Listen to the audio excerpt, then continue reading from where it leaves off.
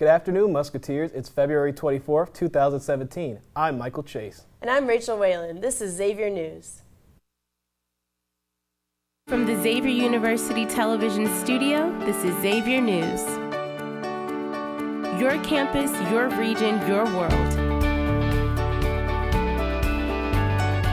This is Xavier News.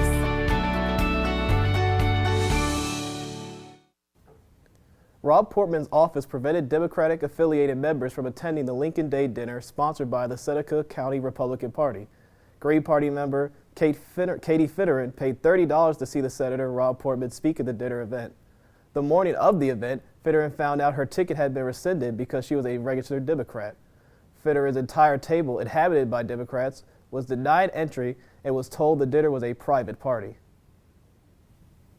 Wednesday night, the Trump administration withdrew protections put under place the Obama administration regarding transgender students. While this is not an executive order, this action does rescind the protection of transgender students when using bathrooms and other facilities that align with their gender identification in public schools.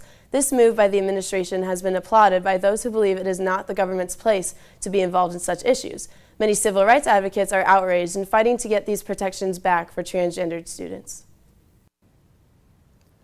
Due to the poor conditions of roadways and bridges in northern Kentucky, drivers are having to pay $1,700 additional dollars a year. The report for which the information originated stated that 60% of major roadways are in poor condition and 8% of state bridges are structurally deficient. 45% of local roads are in poor state as well. This is causing drivers to pay many extra dollars in gas as well as time spent on roads in general. Kentucky is currently working to further improve projects for the roads and bridges, with a meeting among political leaders taking place this afternoon in Covington. The Humane Society of Missouri has created a Shelter Buddies reading program where kids come to the shelter and read to dogs. Elementary school children get to practice their reading skills while helping anxious and timid dogs learn to socialize. The kids are trained to perceive the dog's body language in order to treat the dogs with the gentle care they need. The program is mutually beneficial and has produced positive results. The dogs have become more acclimated with other humans while kids improve on their reading skills. Right here in Cincinnati, an organization in Northside has been working to improve the lives of students. Hannah Michaels has more with the story.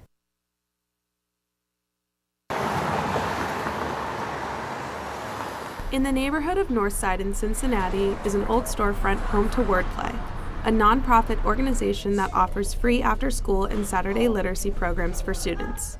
The 4-year-old organization provides an experimental learning environment for students in grades K through 8.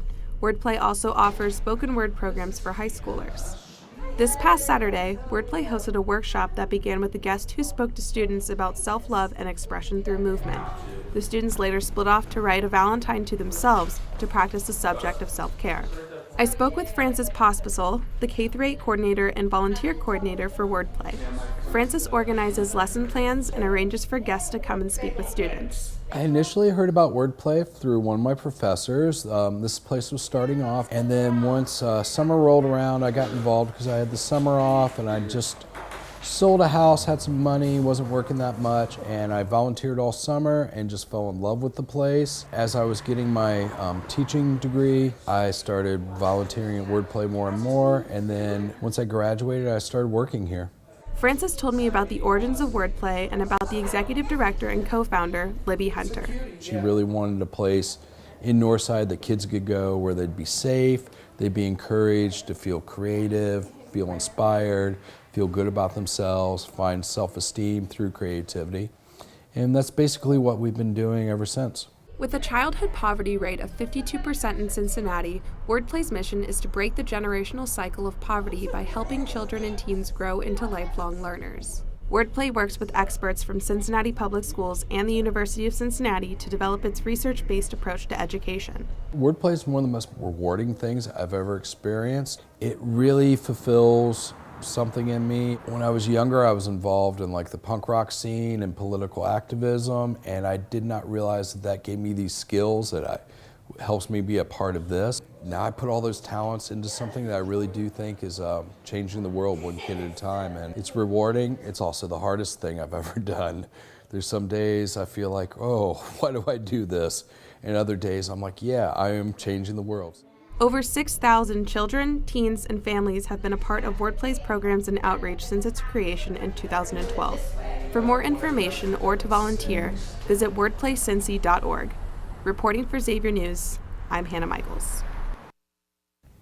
We always love to see amazing work being done here in our Queen City. Thanks for sharing that story, Hannah. A Kroger in Corryville is currently tinkering with its new urban-centric designs. The store will offer shopping on the ground floor while having a beer growler station and bar. These new implementations is said to encourage shoppers to linger at stores longer. The store will also have a vertical garden, a natural food section, and a Starbucks.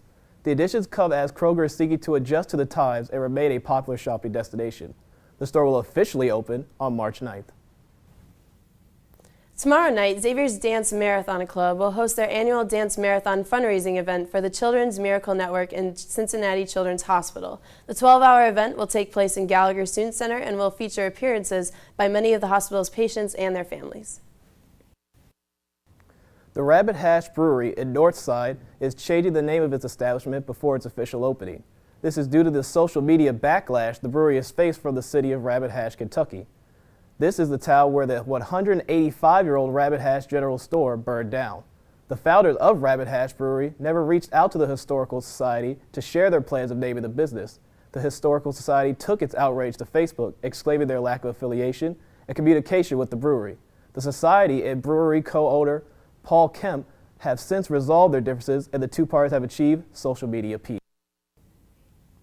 Also happening tomorrow night is the 3rd annual BSA Fashion Show. The fashion show will take place in the Cintas Banquet Room at 6:30 p.m. Admission cost is $10 and all proceeds will go to charity. Our very own Xavier students will be modeling in all local designer pieces. Xavier's campus has many buildings on its grounds, many of them being well over the age of 50. Reporter Sean McNamara has a story on how the school's library is next in line to join the club. The library is a place where many students at Xavier University can find a collection of novels and useful written resources that can be checked out and used to better their studies with.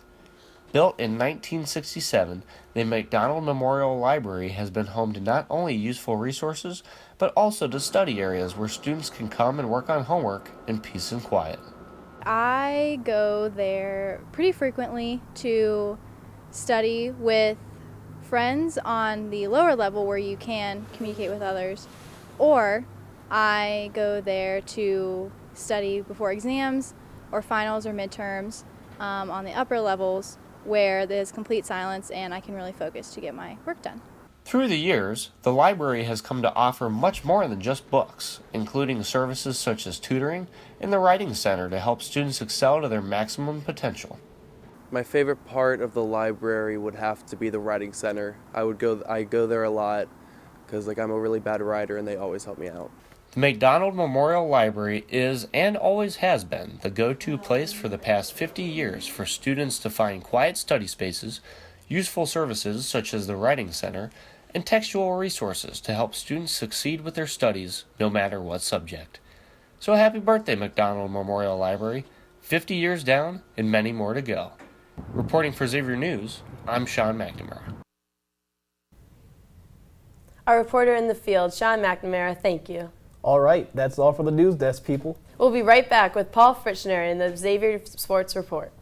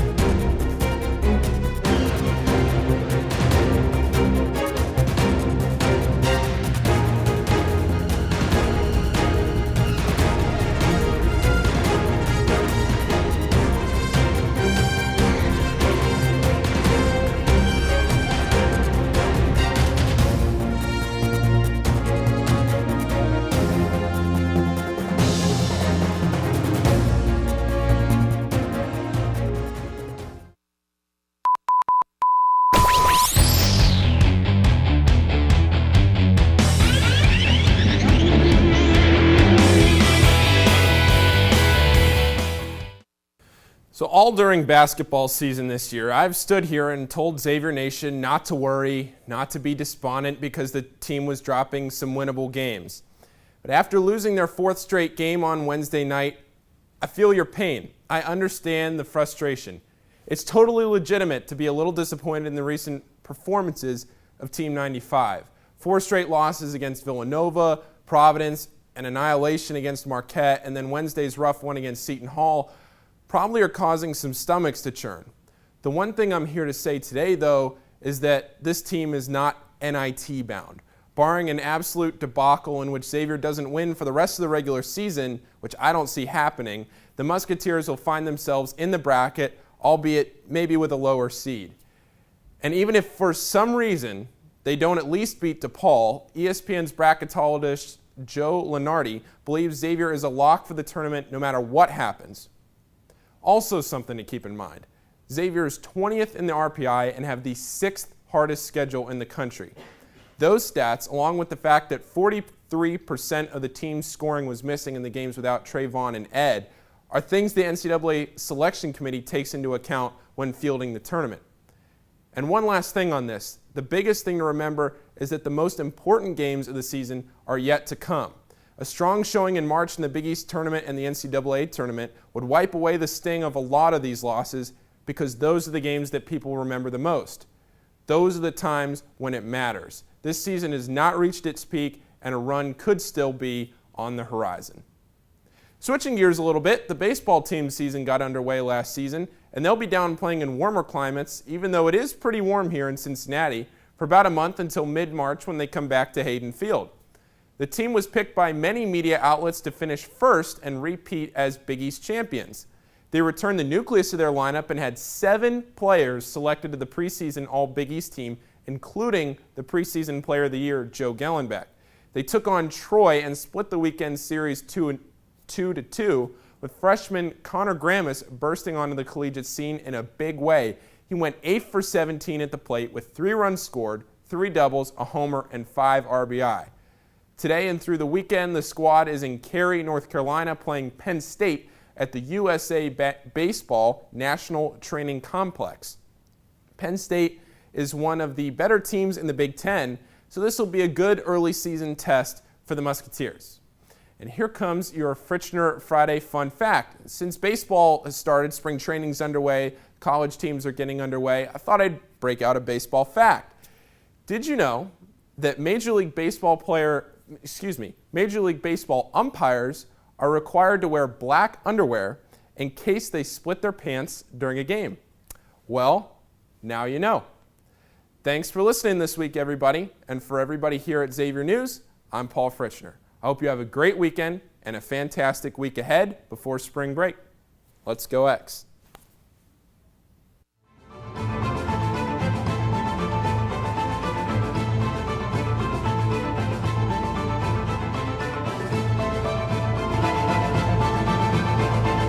This is Xavier News.